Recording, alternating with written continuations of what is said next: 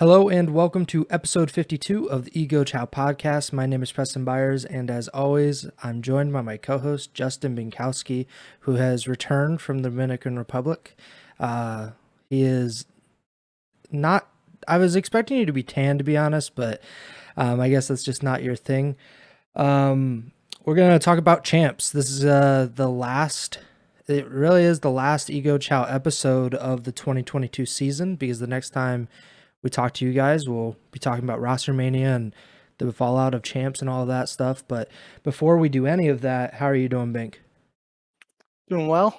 Pretty wild day today with the MLB trade deadline, but for our fans listening here, they're ready to talk about the biggest COD tournament of the year just coming up in less than 48 hours, so we can hop right on it. Yeah, $2.55 million on the line for the 8 CDL teams that are competing at this year's champs. The biggest event of the year, of every year. This is the biggest event, and it's the final event of the 2022 CDL season.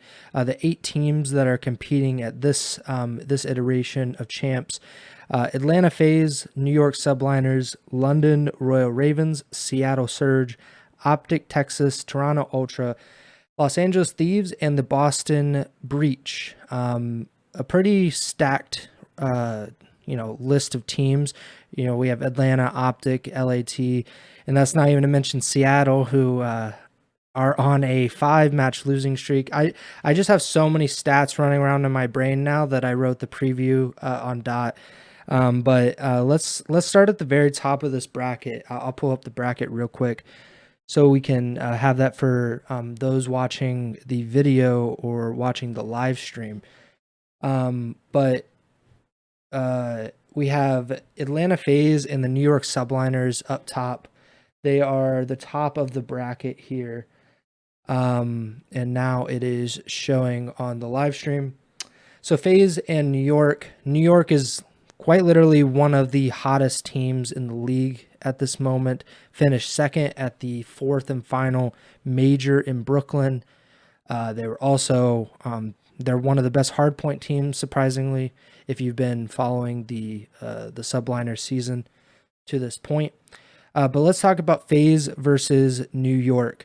Let's start with FaZe. What do you think of Atlanta heading into this event? They're the number 1 seed of the event, but they also don't have an event win under their belt. So what do you make of FaZe heading into their matchup with NYSL? Yeah, I think this is a really tough matchup. As far as seeding goes, it's technically the 1 versus the 8 seed, as you kind of alluded to. But I think you can just throw the seeds out the window. This is, we've seen some pretty wild stuff happen in Vanguard, and basically any team can win on any day almost. So the seeds are pretty irrelevant here, and just based on recent form, the Subliners are coming off hot off their incredible run throughout the Major 4 qualifiers and Major 4 itself to get into this final spot for champs. Whereas FaZe are coming off their only event where they didn't reach the grand finals at all, technically the worst placing of the year so far. So this is definitely a tougher matchup than some people might think on paper, or for some people who haven't been paying attention recently, for whatever reason. But I got that FaZe vibe that this is champs time. I already have world champions on that team, and this is going to be their time to try to, I don't want to say like correct, because I don't think that's the right word, but they're just going to try to capture this last event of the year, and then it doesn't matter what happened previously throughout the year with them losing in the grand finals 3 times. All that's irrelevant if you're able to capture the title at the end of the year. So I'm really excited for this match in general. I think it's the last match of the first day, so going to be a lot of hype and anticipation heading into this one, and I'm expecting it to come down to the wire. Yeah, I am as well. I think it's interesting how these two teams match up against each other, especially with how both teams have played down the stretch of the season. Like I mentioned, the Subliners are probably the best hardpoint team heading into this event, just based on their most recent performances. They were 14-4 in the Major 4 qualifiers and in Major 4, so that's an absolutely ridiculous win percentage for them. Whereas FaZe hasn't been pretty shaky in hardpoint and Search and Destroy over the past month or so, but they've been really, really good in control. And we've talked about it before on the show, how control can be a swing mode of sorts. And, if you do lose maybe the Search, or maybe you lose both maps to start off the series, winning that control can be a great way to get back into the series and flip the momentum for any match. So I'm really looking forward to this. I think FaZe, logically, I think FaZe is going to win just based off of their proven track record. They were the most consistent team all year round, regardless of not having a championship or any event win. But I do think like the fact that they were able to get to the grand finals of the first three majors, and in that fourth major get third place. I do think that is a pretty positive sign of things to come. I think they've proven over the past pretty much 2.5-3 years, and these players have proven it even longer than that they're all really talented, that they can compete at a really high level. And I think that FaZe are, the favorites to win this match and probably the rest of the tournament. But it kind of depends on what will happen, in this match, whether they're able to get ahead or stay ahead in a series and beat a really tough Subliners team, and a team that has turned around their season after looking like, they were in a lot of trouble after making early roster changes. Let's talk about a little more about the Subliners, though, just because I think their turnaround is really incredible. This, not even really second half, but just the final quarter of the season, where they win 4 of their 5 qualifying matches and then get to the grand finals of a major in front of their home fans. I think that is an incredible story, the way that they were able to really salvage a season that didn't look salvageable, with the way that they had played at the first 3 majors, to go into the final major and do something that incredible. And, they nearly won, that major. They had beaten the Thieves earlier in the tournament. So talk about New York a little bit. Like, where do you see them kind of going in this tournament? Obviously, they have a really tough first round matchup, but where do you think they stack up in regards to the rest of the competition? They're in the upper echelon for sure for me. Like you said, this first round matchup, I really, I could see it going either way, and I think that's going to dictate how the winners bracket just shapes up. I think whichever team wins FaZe versus New York makes it to the winners finals, and obviously that have massive implications for how the rest of the bracket shakes up. So, yeah, I've been super impressed with this Subliners team. I mean, one thing, just to throw it out there, I know it hasn't really, uh, it wasn't an event that a lot of people put a lot of worth into, but the Subliners roster did win the Pro-Am. And then heading into the Major 3 qualifiers, I don't remember how they performed in the qualifiers, but I know they didn't win at the Major 3 because heading into Major 4, they hadn't won a match at any of the majors, right? So, this team's had the potential to do great things since bringing on the Kismet and Paul X. It seems like this has been, they struggled to find their set 4 early in the year, and now eventually they were able to land on this lineup that's turned them, as you said, into one of the best hardpoint teams, and hardpoint's one of the most important modes, which may not sound like rocket science since there's only 3 modes and only 2 of them are played twice. So regardless, it's an important mode, and they seem to figure it out, at least in Vanguard. So It will be interesting to see how they match up against FaZe in particular in Hardpoint. I think they're both strong Hardpoint teams. I think I would give the edge to FaZe in search just based on the players on the team. But Hardpoint, I could see, Celium has a good game, FaZe takes it, and same with Subliners. If Kismet's doing everything on the map, dropping 30 plus with 2 minutes in the hill, like that's kind of Mr. Do It All stats right there. So, I'm really impressed with Subliners lately. I think they're um in a position where they're in the top half of the teams at the tournament. If I had to like group them, probably with FaZe, New York, OpTic, and LAT, I guess, is like the top four, top half of the 18 field. But I don't think that's really saying much just because, it's only an 18 field and um, all that. But yeah, I do think subliners have potential to do big things here at Champs. It's just, it really, like you said, tough first round matchup, and that's going to dictate a lot of what happens throughout the tournament, because either way, a tough team is dropping down into losers round one, whoever loses that match. This matchup hasn't been seen a lot this season. They haven't played since the first week of the Major 3 qualifiers, and that was actually the first qualifying match that Kismet played with New York, and New York lost 3-1. So I don't know how much could actually be put into that, because I think New York has really improved their game since then. Obviously, the chemistry has come a long way over the past nearly 3 months that they've had Kismet in the lineup. But I don't know. Maybe they'll match up differently than we expect, because we haven't seen them play in almost 3 months, and we haven't seen them play on LAN since Major 2, which was a 3-0 victory for FaZe. It's going to be really interesting. I love this first round matchup. I think that has the makings to be an incredible series. And of course, you have Crim6, gunning for his 4th world title at this event, and then you have the bulk of FaZe going for 3 world titles, and I think Celium would be going for his 2nd.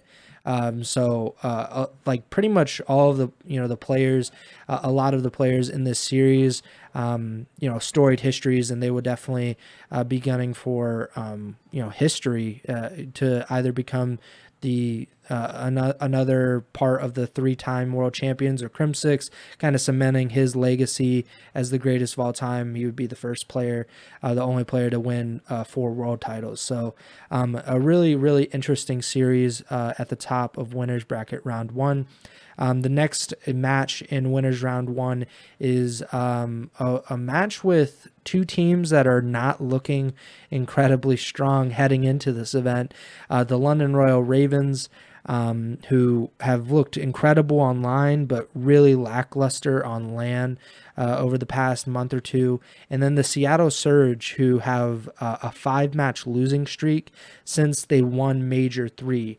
I believe they won 1 of their qualifying matches, but really they've struggled a lot coming into this event, even despite being, one of the 4 major champions. What do you think of this series? Neither one of us have had a lot of confidence in either of these teams throughout the season. We've notoriously picked against London, and they've kind of proven us wrong. And then when we pick them, they kind of prove us wrong again. And then Seattle has been very, very streaky. So what do you make of London versus Seattle?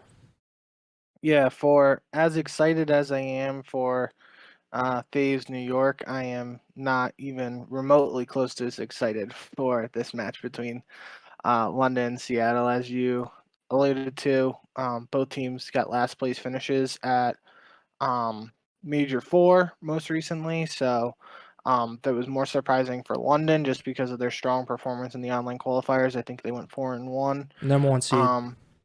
Yeah, so they were playing strong. They lose 3-2 to London in the first round. It might have been a reverse sweep if I remember correctly, but and then they lose 3-2 again to LAG, which, they get eliminated by a team that's not even a champs. That's kind of a red flag for any London fans. And Seattle struggled, as you said, and they're on that big losing streak. and that led to them starting Major 4 in the losers bracket, and they just lose 3-2 right off the rip to Boston, and they're one and done in New York for that event. So neither team are exactly coming into this one on a heater, definitely not compared to like New York or LA Thieves. So I really don't know what to expect from either of these teams at this event. It's most notably going to be the first champs for half of the players in the series, right? Gizmo and Nasty would be their first champs, and then Sib and Pred too. So could be some minor nerves there that could affect what we see from all these players, but both teams, Zero and Accuracy, have the veteran presence there, and then some young guns with Afro and Mac, who, Afro joined towards the end of last year. Mac joined halfway through the previous season, so they have some experience, just not a lot, obviously. So yeah, I think it has the potential to be a series that has some cool moments, and I could see like there being like a hard point that comes down to the wire, or like a round 11 where it comes down to a 1v1 with a flurry of kills, that sort of thing. 'Cause, both teams have some aggressive SMG players, stuff like that. But this is definitely the first round matchup that I'm not. I'm glad this is the first match on Thursday. Get it out of the way, and then we move on to some other exciting headline matchups. But I think it is worth pointing out too that um, despite us talking about their performances recently being lackluster, these are teams that, for London, really looked strong at the beginning of the season, went through a little bit of a slump when, Gizmo was dealing with personal issues, all that.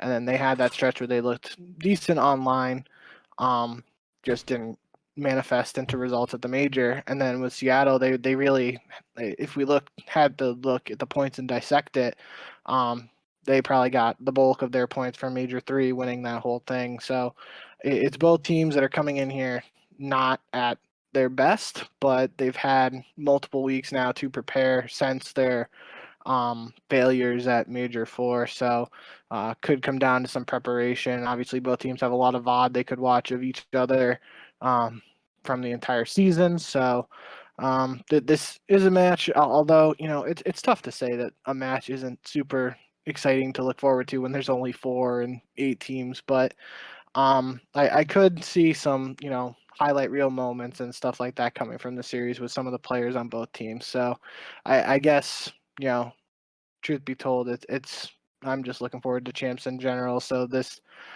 might not be as bad as I previously was alluding to earlier in the segment. Yeah, I think you're right. It's gonna be an exciting match because it's champs and there is a lot to play for. Like getting that win, getting into winners round 2 is important for those teams. But like you said, these two teams are really performing the worst heading in.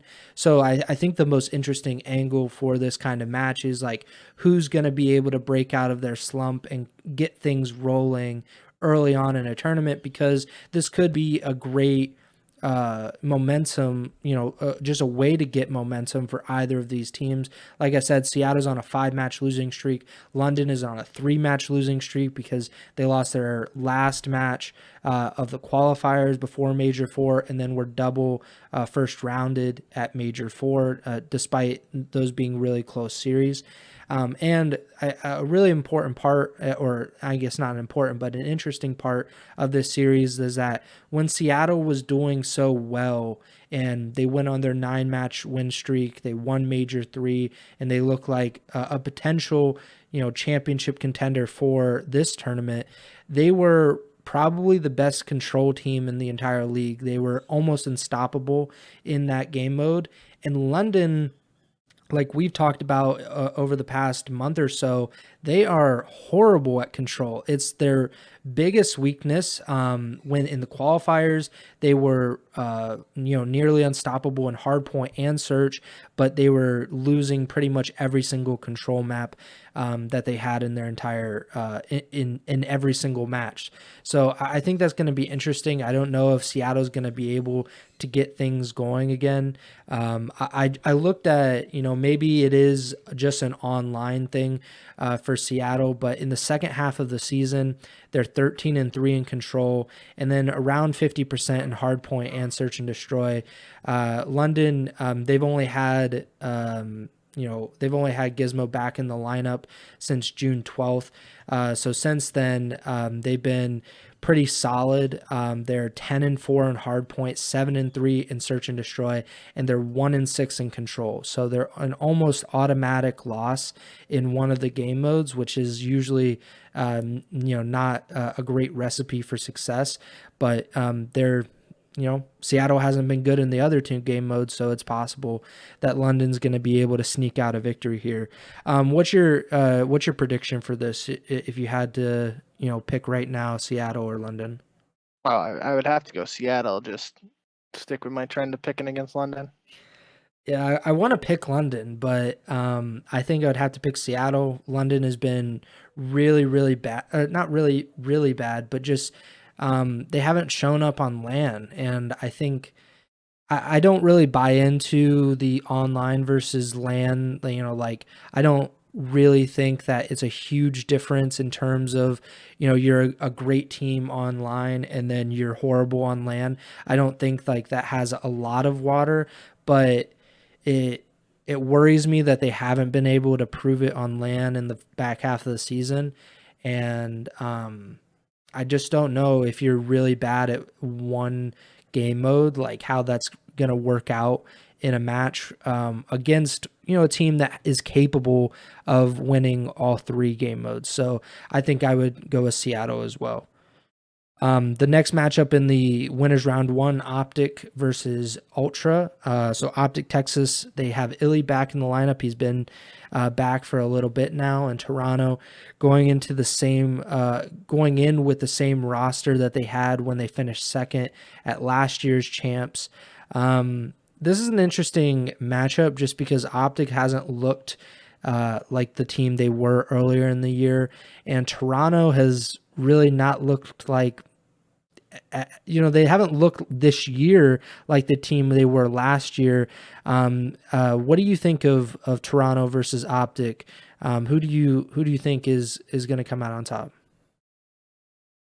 Yeah, this is an interesting one. I'm looking forward to it. Just a little bit different than the FaZe New York one in the sense of why I'm looking forward to it. But in this case, it's two teams that we haven't exactly seen their strongest form in some time. Obviously, OpTic looked the best this year when they were winning Major 1. And I would have to look up the placings. I know Toronto went on a run at their own major, which would have been Major 3, but still, regardless, we haven't really seen a consistent Toronto that we're used to seeing since this like 4-man roster formed, early in the Cold War season last year. But regardless of any lack of results, so this is still a super talented roster on the Ultra, and they have a lot of chemistry just based on how long they've been together. So it's hard to count them out in any series. But there's just a lot of question marks for me around both teams. We know historically OpTic as an organization is a team that is known for being better in respawn modes than in Surge and Destroy. Might not exactly be the case. I would have to look at the numbers recently, but with guys like Illy, who's Illy in particular known for Search, but Illy, Shotzi, Dashi have all. I mean, even Scump has had his moments in Search, so it's definitely not one of those. At least in my eyes, compared to previous OpTic rosters, it might not be one of those teams that's super reliant on the respawns or hardpoint. And then you look at a team like Toronto, which has really struggled in hardpoint throughout this entire year, and is more well known to play better in search, but even their search recently has been questionable. So, yeah, I think this is going to be one of those matches where the team that puts in the most work and preparation heading into champs has an edge, just because neither team has really looked the best. Well, their best is what I'm trying to say. Yeah. So I think I would have to go with OpTic here, but it's definitely one I could see come down to Game 5, Round 11. Yeah, I would also go with OpTic. Their current form just seems to be a little bit higher than Toronto, and we did see these two teams match up in Major 4, and OpTic won 3-2. So there is that. But if you want to, if you think that the online and LAN stuff is equal or somewhat equal, you could also say that Toronto had beaten OpTic in the qualifying matches of Major 4 as well. So there are two recent results where they split the matches. So there is that. I just think that OpTic are better at hardpoint, and that's kind of the key here. I don't think I really just don't think Toronto has like a single game mode that they're stellar at, and that hurts you. Whereas OpTic lately has been very, very good at search and destroy, and they've been really bad at control. And I said it with the London series. I have a hard time picking I have a hard time picking those teams when you're not able to really win one of those game modes. But I think that OpTic is also a little more competent than London and a little more consistent than the Royal Ravens are. And Toronto is also just not, they're not a great control team either. Over the same period that OpTic has had Illy back in the lineup. So really the final three qualifying matches and in the Major 4, OpTic are 1-6 in control. Toronto's 3-3. So there's not a gigantic difference between the two. And then it's really not a comparison when you look at hardpoint and search.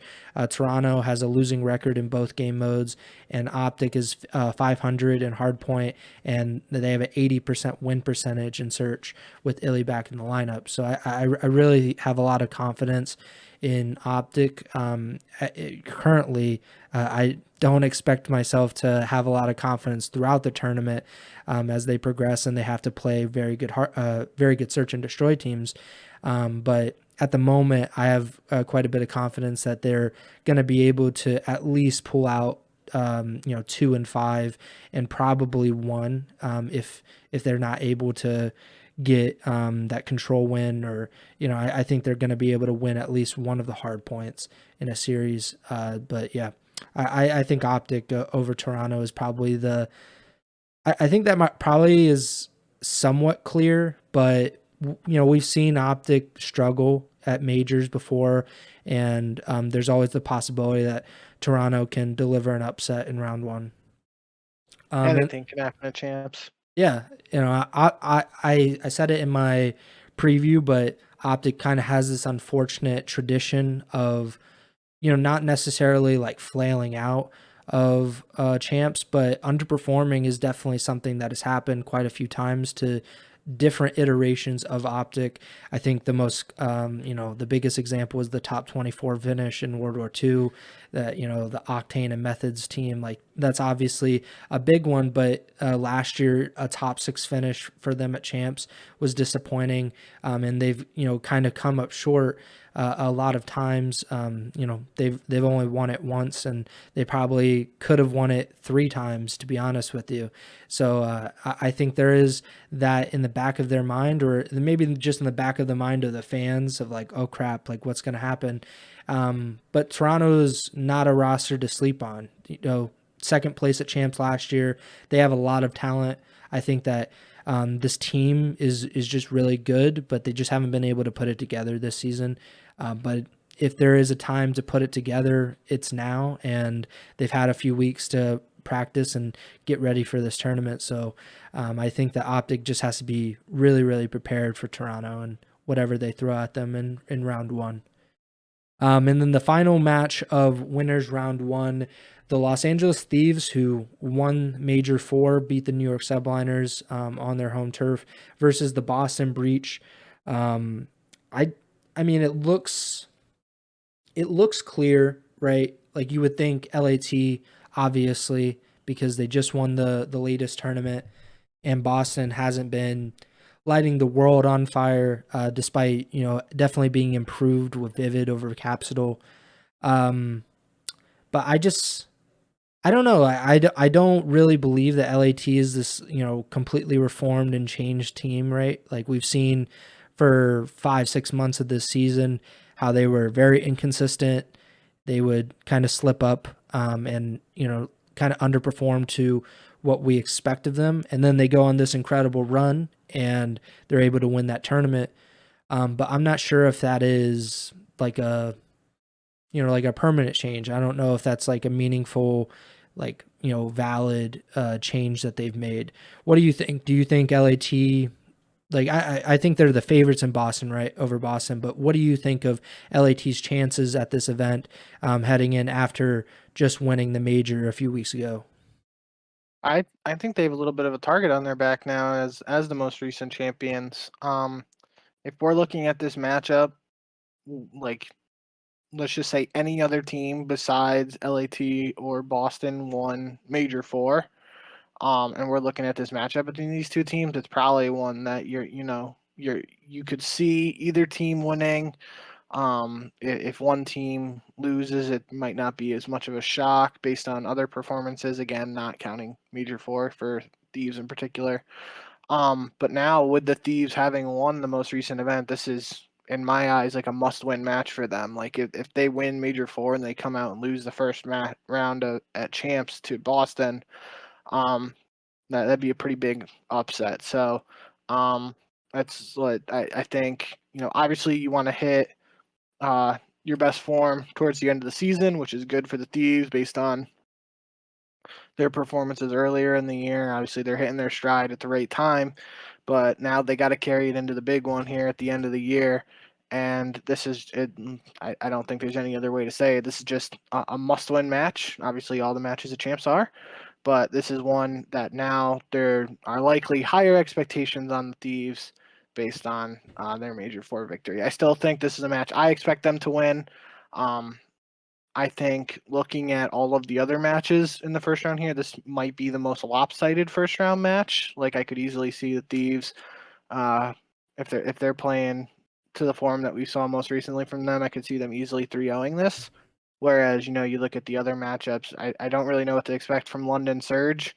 FaZe subliners I could see going either way, coming down to the wire, and same with OpTic Ultra. I could see that going down to the wire too. So in comparison between the four series, I think this has the potential to be the most lopsided or a 3-0 for the Thieves. But again, this is Vanguard. Can't count Boston out.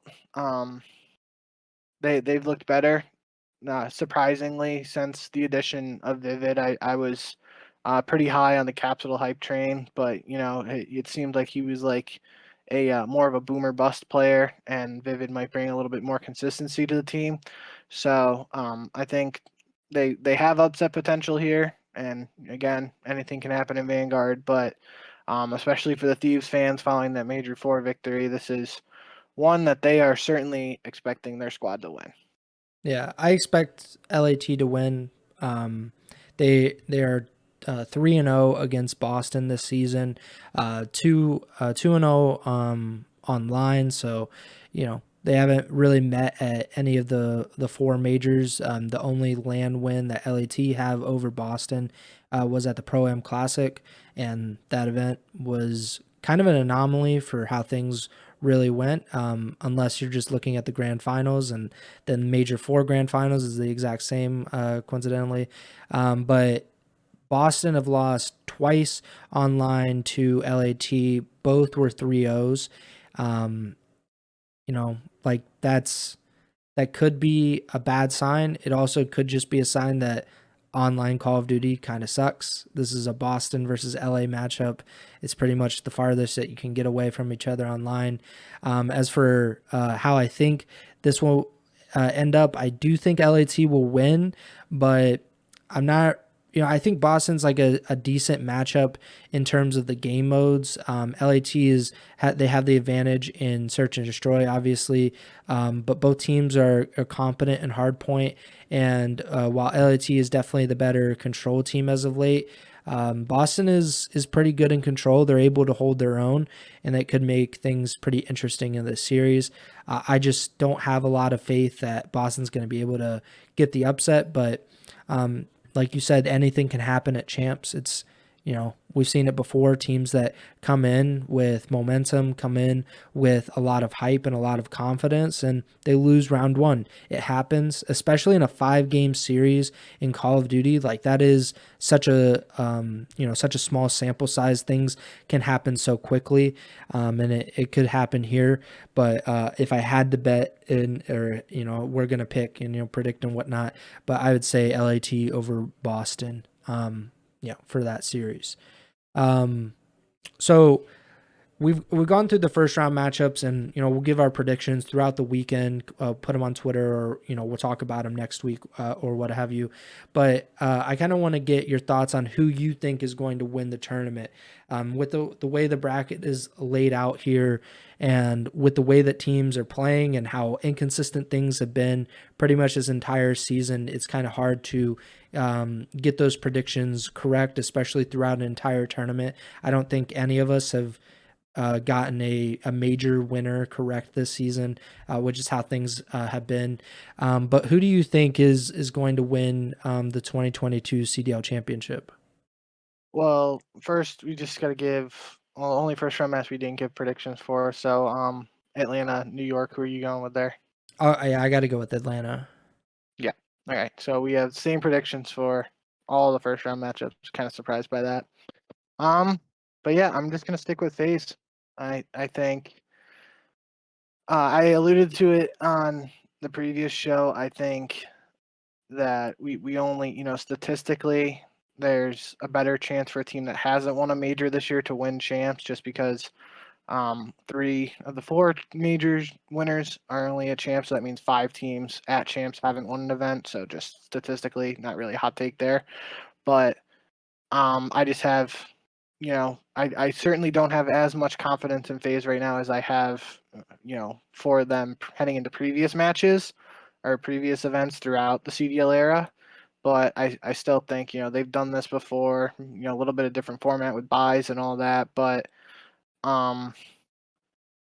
yeah, it's weird to say I have confidence in FaZe despite them coming off their worst performance of the year. But I still, I believe in those guys. Still the most talented roster in the league in my eyes, and I'm gonna pick them. But I certainly, wouldn't be surprised with the Vanguard here if we're talking about Boston somehow pulling off a crazy champs win at the in our show next weekend. I can see a lot of these teams catching fire and just going on a run. So I think that's what I'm really most excited for with this event is just you almost have to watch every single match because you never know what's going to happen. Yeah.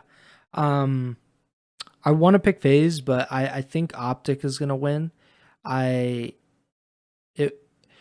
don't think that what we've seen recently of OpTic is really what OpTic is and like what they will be at champs. I think that they'll probably be much more improved. I think really the time has been an issue for OpTic.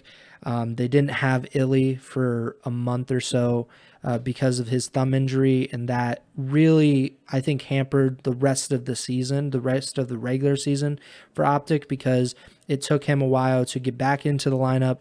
And then there is, obviously getting the chemistry back and figuring out all of the little kinks that, need to be worked out. But I look at the first half of OpTic season when they had Illy, who was healthy, and they were probably the best team in the game, or very close with whatever FaZe or whoever you want to say was competing with them. But they won Major 1. They looked very good in the Major 2 qualifiers and then the Major 2 despite not winning. And I think that they're capable of that.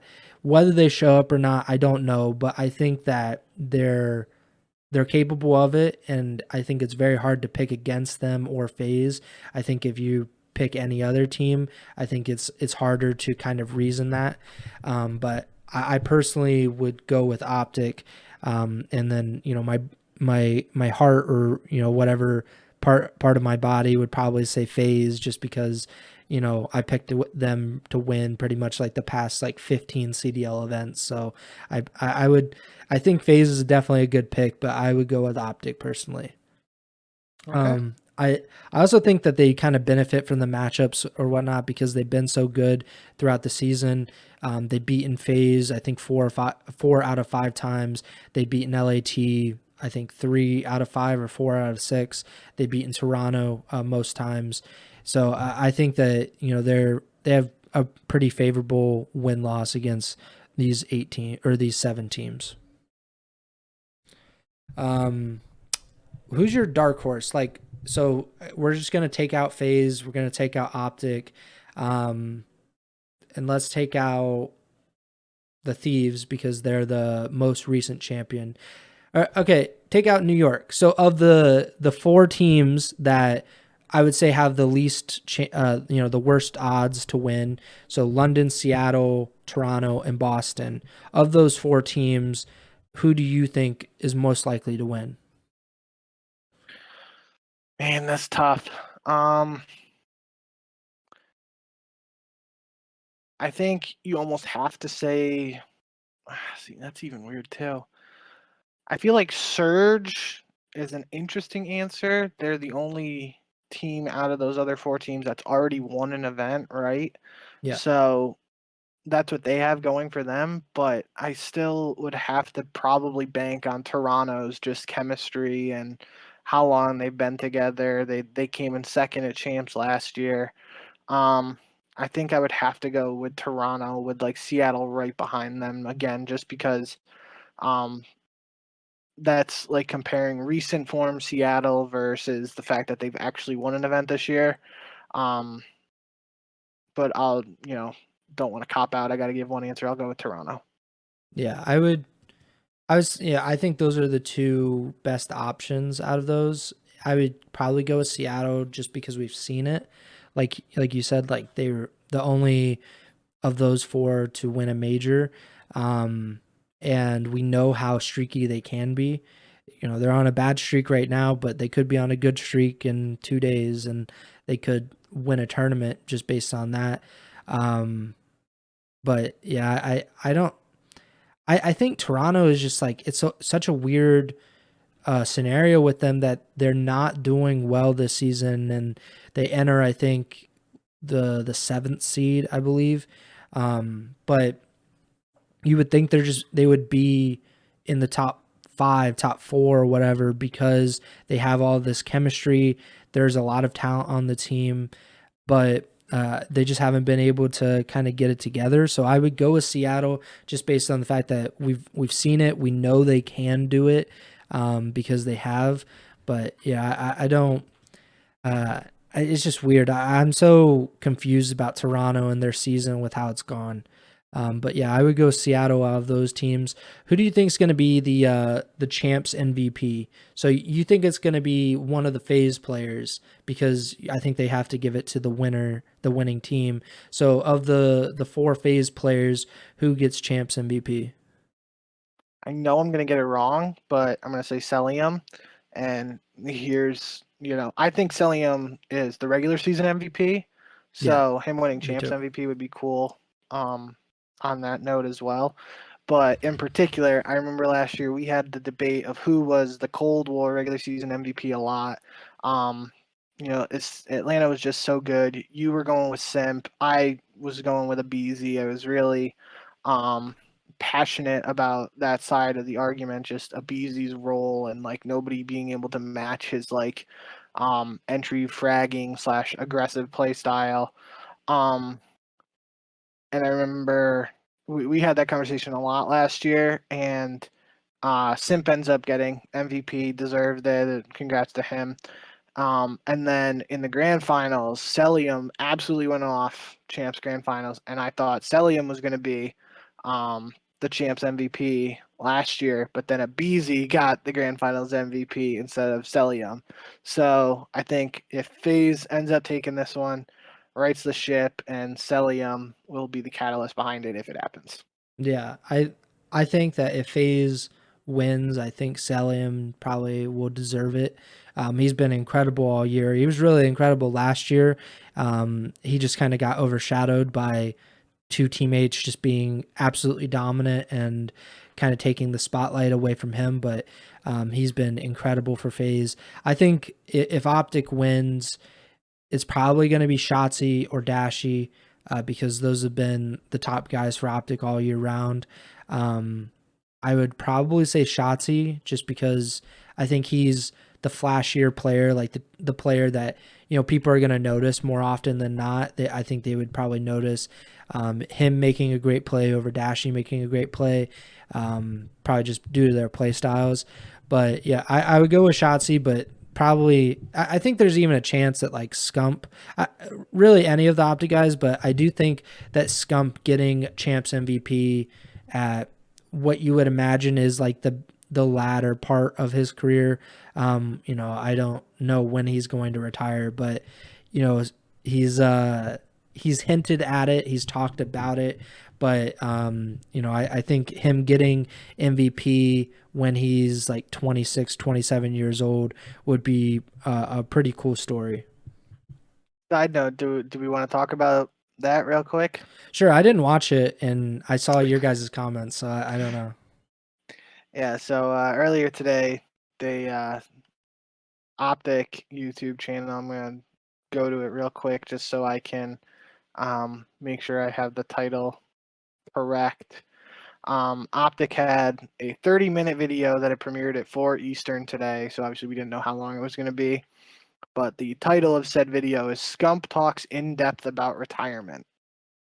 And apparently in depth about retirement, OpTic's definition of that is only a couple minutes because it was essentially Hex interviewing Scump. I think it might have been a sponsor video for Oakley, but they were mostly talking just about Scump's career and in its entirety, almost going like not year by year, but almost like era by era, segment by segment, through his career. And then briefly at the end, they just like kind of highlight or briefly mention retirement. Scump doesn't even really say anything about it. And Hex is like looking forward to 3 more years of you playing, like kind of like joking, and Scump just doesn't really have an answer to it. So it was a very weird video in that sense, just based on the title. I wasn't expecting a Scump retirement announcement from that, but I was at least expecting more of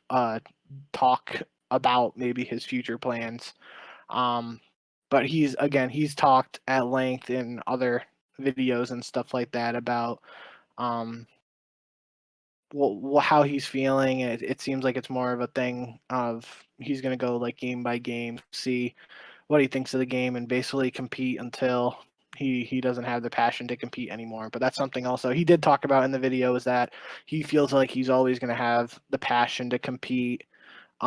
Hex like asked a question about whether he would want to compete in like Warzone tournaments after he inevitably retires from competitive COD, and he was like, "Nah, I don't think I'm going to play in those." And then after like a couple seconds, he kind of backtracked and he's like, "No, I don't want to say I'm never going to compete in those because you never know what happens." All this, so yeah, it was a cool video in the sense of looking back on some highlight moments and stuff like that from Scump's career, but it didn't really provide a lot of information about his retirement. And again, wasn't exactly expecting a huge breaking news announcement of Scump retires 2 days before COD Champs. Yeah.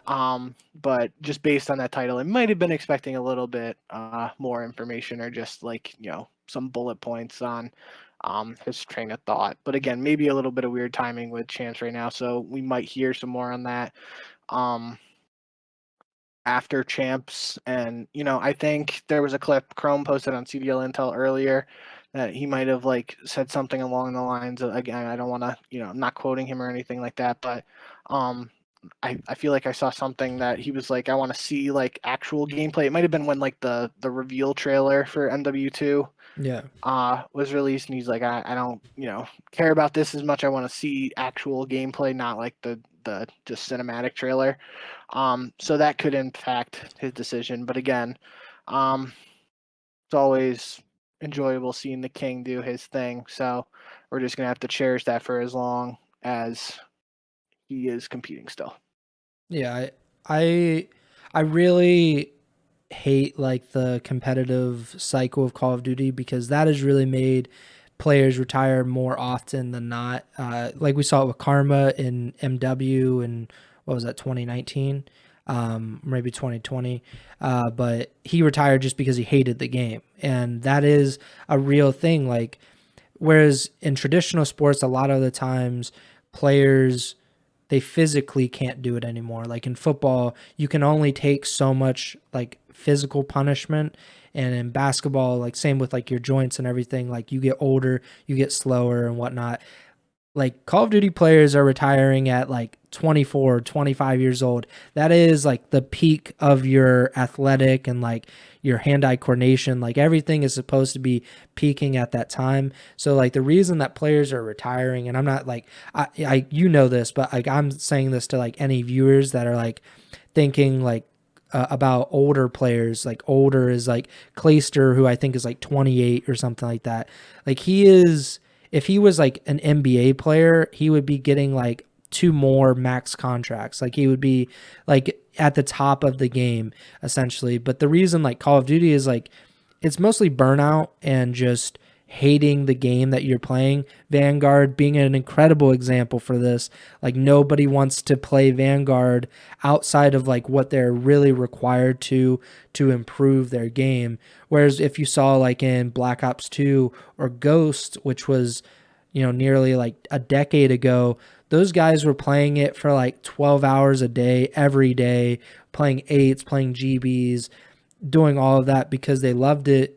Whereas like now it isn't the same because these games kind of stink and they kind of push players away. And there's also the aspect of like the competitive environment. You know, there are fewer teams out there, like fewer pro teams. There are only 12 CDL teams. There used to be more of like top level competitive teams, and I think a lot of stuff has changed in Call of Duty, and not necessarily for the best. And I think that Activision really needs to be like very cognizant of like this one player, Scump, is is very responsible for a lot of fans tuning in every week to the CDL and watching OpTic matches. And they really need to make sure that he's happy and really like motivated to continue on his competitive career, because losing him when the CDL is, you know, kind of not in flux, so to speak, but like definitely not on solid, stable ground, especially in viewership. Like losing him would be a gigantic blow. So, as a fan of competitive Call of Duty and like someone who gets paid partially to write and edit articles about Call of Duty, they, you know, like Scump, please don't retire, at least until I'm retired, so like I can continue to make money off of your name. Same for, you know, Nade Shot should come back. He should come out of retirement. Aches, all of them, they should all just come out of retirement so they can help us monetarily. But in all seriousness, I do think that, you know, Activision needs to be putting a greater emphasis on making sure these players that are, you know, brands in their own right are satisfied. I think that's a really important thing, and I hope that Scump just doesn't retire anytime soon. And I will say too, he did mention without actually coming out and saying that he hates Vanguard, because obviously that would result in him getting fined, and he doesn't like being fined. Um, he did mention early in the video that, you know, again, because the video was talking about earlier parts of his career and his career up to this point. So he was talking about, you know, how he was playing 10 to 12 hours a day, and, you know, not necessarily all work involved in that, right? Because he was doing content and YouTube videos and pub stomping stuff. So, and now he said, I'm assuming this video was recorded heading into champs, because he was talking about playing 3 series in one day and his hands like getting tight afterwards. That was the terminology he used, I believe. Um, so yeah, it's just that could be part of it if and when he actually retires. But I do think, it's going to be more along the lines of him just losing passion for the game. And that's why we've been talking about it, at least with like the reports of MW2 previously and all that leading up to it, and possible reports of a non-premium COD title coming out next year, potentially 2 years of MW2 Junior. Um, that just puts more emphasis on it needing to be a really good game, right? Because if it's not a good game, that could potentially lead to us losing Scump, right? And I think obviously that would be big blow to the CDL, no ifs, ands, or buts about it. But he's still going to be doing content stuff, and we've seen with like Zuma, for example, his content around the CDL with the flank and everything really blown up. I don't think Scump would do something like that on his own, but like let's just say he like co-streams a match for the CDL, like obviously that's going to get a ton of views, and it would probably possibly, like if Scump is co-streaming an OpTic game, it would potentially have the ability to rival the viewership of the main channel. Now, Oh, how definitely. that happens because of like Twitch and all that, that's a different story and a question for another time, but might not be something we have to worry about if Scump's still competing for a couple of years.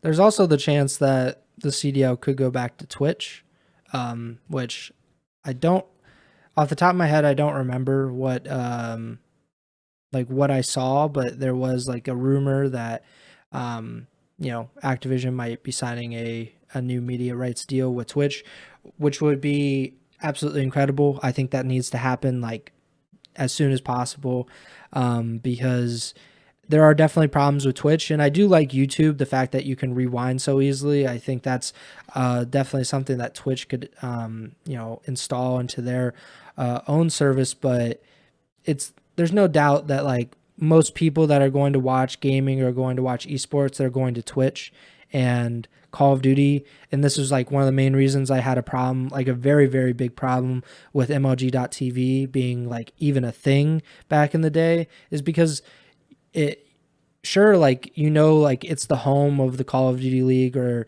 back then it was the home of like the MLG Pro League.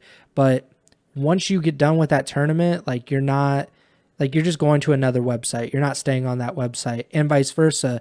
If you get done watching like a XQC stream, or you get done watching like Scump stream, like you're never going to stay on, like you're never going to just go to YouTube and watch like a stream. You're probably going to stay where you are, right? Like it just doesn't make a lot of sense to be on YouTube. Even though I know like Overwatch League is or was on YouTube as well.